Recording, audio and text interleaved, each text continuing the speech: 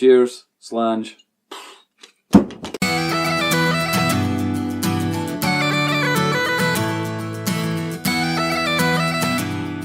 Hello and welcome to another Whisky Trials. Wow, I cannot believe I'm on episode 6 already. It's been amazing so far. So if you haven't seen any of my previous Whisky Trials, please go and check them out. Subscribe down here on YouTube. Help me, support me. And, you know, thanks for everybody. You know, I've been getting some great feedback on Facebook and Instagram. And even on YouTube as well, with my lowly 12 subscribers or whatever I've got right now. So yeah, a massive shout out to Gary's Whisky Reviews as well. He's been commenting on my videos and we've been exchanging some tips, and I've got something just for him. So he said, because, you know, in previous Whisky Trials I've talked about, you know, what else I like to have with whiskey, whether it's cheese and biscuits or other foods, or just the things that you're doing can actually affect the taste of the whiskey. So I was talking about that in one of the Whisky Trials, and Gary's Whisky Trials commented. Gary's Whisky Reviews, sorry, commented, and he said, Turkish Delight. So there you go, the proper stuff, proper Turkish Delight. He says it goes really well with whiskey. So I don't know what whiskies, but we shall find out. I've got 3 different sort of varieties in there, 3 different flavours, but we'll leave that for later. So on this trials, I'm going to do Allt-a-Bhainne, right? It's a newcomer to the scene, apparently. It has a good Gaelic name. It says it's a sweetly peated single malt. So this was actually bought by my other half, Sarah. She bought it for a birthday gift for my dad, and I managed to just pinch a little bit so I could do Whisky Trials. Okay, I mean, let's just get straight into it, because I've probably got quite a lot to say about this one, and let's just go for it.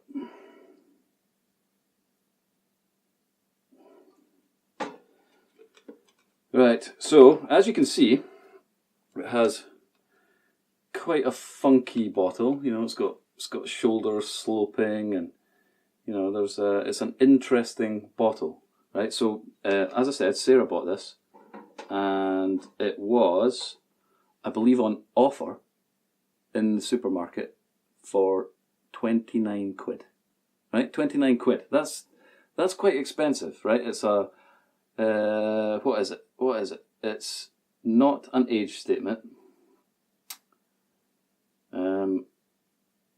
It is a single malt Scotch whisky though, apparently, but it's just non-age statement. I actually thought in my head, for some reason tonight, I thought this was a blend, but it isn't. It is a single malt Scotch whisky. It says on the tasting tab here, it says a delicious mix of citrus fruits, toasted marshmallows, smoke, and gentle peaty flavours. Well, we shall see. I've already seen, but let's see again. It is on the nose. So bland. There's really nothing there. There's no, like, these are the tiny little Lafroy glasses that I got, and you can see how small the end is. So it's a real nose focuser. And I can tell you right now, it's not focusing anything for me. It is that I'm not getting any even real kind of big alcohol vapours or anything. Normally it's kind of like I've got to take my nose out of the glass a little bit to kind of get past the vapours to try and smell something. But this is just, there's really nothing there. If I was going to say anything, I'd say it's like almost like a very mellow melon flavour. You know, the honeydew melons you get? It's got a real subtle kind of smell, not strong at all, and nothing else really going on.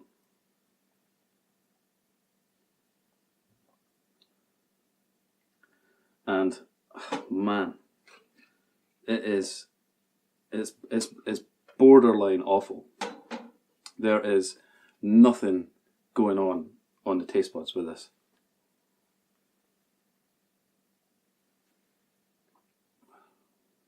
I'm getting a real strange woody flavour. It's like a fresh wood. It's like it's, you know, it's not, well, obviously if it's not age statement, it's probably not been sitting in the casks that long to get a deeper kind of wood flavour profile on it. But I mean, I've had other non-age statements which are, you know, quite woody, and that's not to say that, I mean, they could have mixed this with older stuff, right? It's really not good. And for the £29 it was paid on a reduced rate. Oops, my metal tray making a noise there. So £29 on a reduced rate. Should you go out and buy it? No way. No way. I wouldn't even pay 20 quid for this. There's so many more that I've tasted that completely outclass this, that are tens of pounds cheaper. I mean, I'm really struggling to say something nice about it. It says as well, this is what I don't get about it. The sweetly peated single malt. Now the sweetness, you do get a sweetness, right? But the sweetness is completely one-dimensional. There's nothing complex about it. There's no other. It's just like a sweetness. It's like you put a sugar in your tea and you're like, that tastes sweet because it's like sugar in it. That's what it tastes like. And it keeps going on about this sweetly peated single malt. Just enough peat to start a fire. Nah, there's no peat. There is no peat in this whatsoever. I would be surprised if, the malted barley got even a whiff of smoke, because I'm not getting any of it. So yeah, I'm sorry. Allt-a-Bhainne, spelt Allt-a-Bhainne. Strange Gaelic pronunciation. 40% alcohol, just bad. Up in Keith, and this, I think, is owned by Chivas. I don't know if I've said that right. Chivas. So it's one of theirs. And do you know what? It kind of feels like they've made a bad batch of something. They've made a bad batch, and they're like, how do we sell this? How do we sell this stuff? And somebody's gone, I know. Let's give it a cool Gaelic name, right? And then we'll put it in this really kind of funky bottle, something that looks different, that people haven't seen before. And we'll put this little tag on it. It'll stand out a little bit. And do you know what it did? Because that's why Sarah bought it. She was like, oh, that looks like something different. She had obviously done no research, passing it in the supermarket. It's just one of those impulse buys. And oh boy, was it a bad one. I've never slated a whiskey yet on the Whisky Trials. I've even, said that White and Mackay as a basic kind of whiskey drink is okay. Obviously, it's not a malt, but this is purporting to be a malt. And do you know what? I'd rather have a White and Mackay, I think. At least you know what you're getting. So yeah, do you know what? It's like the old saying, you can't polish a turd. Well, they've tried to with the funky Gaelic name and the cool bottle. But you know what, guys? It's true. You really can't polish a turd. If it tastes like a turd and it smells like a turd, even though it doesn't look like a turd, 2 out of 3 means it's still a turd. Alright, guys? So that's, just, I don't know, sell it abroad or something. I'm certainly not gonna buy another one. And anybody that asks me about it, I'm gonna be like, no, do not waste your money. I mean, 30 quid. 30 quid. I'm just gonna look over at my boxes here to see. There's a prime example right there. Whoa, excuse me. The Dalwhinnie 15, right? I got this on a deal, and it was 25 quid, and this is an amazing whiskey. whiskey. This is amazing malt. Age statement 15. It is beautiful on the palate. It's got a lot of complexity. Such a nice whiskey. What would you rather buy? You know, the turd or the amazing malt? It's just mental. I mean, all the ones that I've done so far, check out all my previous videos, because what I've been trying to do is find deals, go for stuff that's under 30 quid, and, you know, kind of collate a top 5, which I'll probably be doing quite soon. And yeah, I mean, why would that even come into it? It's just, I don't know. It's actually quite angry making. You know, it's quite anger making. It promises so much with the bottle and the descriptions and, you know, the cool name and all the rest of it, and then it just really doesn't deliver. And I feel, and at that price, I feel like I've been had, or Sarah's been had in this case. I had a quick, I'm always scouting about on Amazon for the latest deals, and this was on there, and it was 30 odd quid. And you know what? All the whiskies on Amazon have all got quite a lot of reviews, and I don't think I've seen one that's been below a 3. This is a 2-star. It's only got 2 reviews, mind, and it is new, so, you know, probably not that many people have bought it, but it's got 2 reviews and it's at a 2-star, which means, I guess, one is a 1-star and one's a 3-star. A 3-star is mega generous. I mean, if I was to give this a rating, my ratings would probably be out of 10. I'd give it a 1. A 1 out of 10, like the worst possible thing that I could give. It really is the worst malt I've ever tasted. And I think people like Glenfiddich and Jura are probably welcoming that statement, because normally I'm not bad-mouthing them, but, you know, not particularly fond of their malts. So, yeah, we've got a new bottom of the table contender. Well, not a contender, it is completely taking the bottom spot in the Whisky Trials. So yeah, I mean, that's what's left in it. I won't even touch that. That'll just be sitting for ages. Like, I'll need to be desperate to drink that. That's I might even just give that to somebody next. If I can get somebody in for another Whisky Trial, so I'll just give them that and just see what they think. And I'll big it up as well. I'll try and fool them. I'll try and say that, oh, this is the best whiskey ever, and then give them and just watch their face drop, hopefully.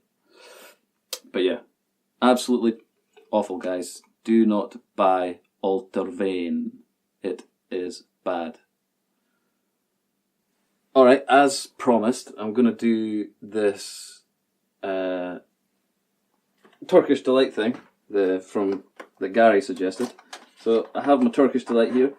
I've put away the horrible Allt-a-Bhainne because it's kind of pants. Okay, so I've got, let's go for the normal rose kind, I think, which is this one. Alright, Rose Turkish Delight. And this, by the way, is my good old Talisker Sky. We've got a bit of a thing for Talisker Sky at the moment. It's really nice. The bottle's down the stairs. Here's an empty one,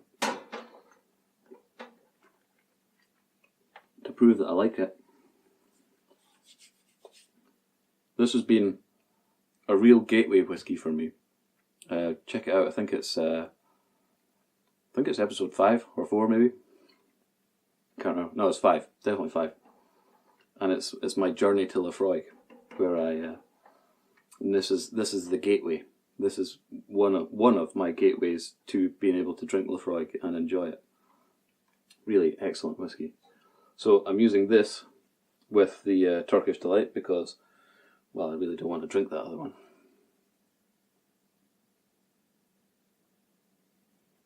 So the Talisker Sky, it's got a lot more peat. It's actually got some peat going on, not like the Allt-a-Bhainne.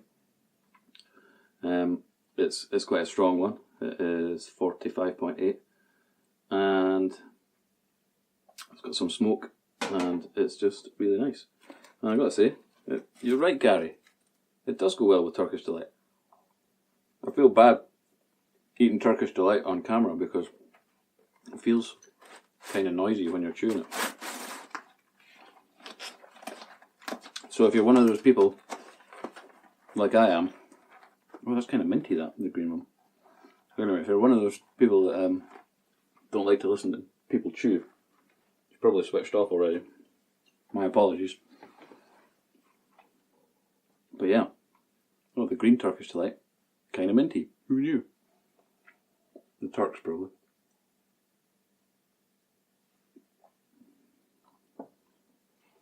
I can handle that. And I think because this one's quite strong, and even with the mint, it's really interesting actually, the peat smoke with the mint. Never had that before. And definitely interesting. So, Gary, anybody in YouTube land, Facebook land, Instagram land, wherever you might be seeing this, comment below any more recommendations you've got and I'll try them out. But I've got to say, I'm really liking the Turkish Delight, and if you get one like me that's got 4 different flavours to it, you could have a lot of fun just pairing it up with different whiskies. Don't do a video with it though, because it's really chewy. I wish I'd cut it into smaller pieces. And I can highly recommend it with Scotch Sky. So yeah, thanks for watching Whisky Trials, and I'll see you in the next episode.